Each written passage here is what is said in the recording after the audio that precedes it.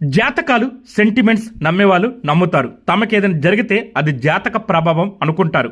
ఇండస్ట్రీలో ఇలాంటి సెంటిమెంట్స్ కి పెట్టింది పేరు నందమూరి బాలకృష్ణ. ప్రతి పని ముహూర్తం చూసి చేయడం అలవాటు ఈ సీనియర్ హీరోకి. సెంటిమెంట్ కి విరుద్ధంగా ఏ పని చేయరు. ఒకసారి అలా చేసినందుకు నడుం విరిగిందని చెప్పుకొచ్చారు. ఇంతకీ ఆ సెంటిమెంట్ ఏంటో తెలుసా? ఆదివారం నలుపు రంగు. నాది మూలా నక్షత్రం. ఆదివారం బ్లాక్ కలర్ వేయకూడదు, చాలా డేంజర్.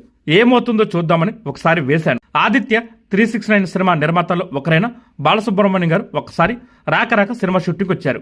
ఆ రోజు ఆదివారం. నేను కావాలని నలుపు రంగు షర్టు వేసుకుని వెళ్ళాను. ఆదివారం వద్దని నా మైండ్ చెబుతూనే ఉంది, వినలేదు. బాలు గారి కళ్ళ ముందే కింద పడిపోయాను. నా నడుము విరిగింది.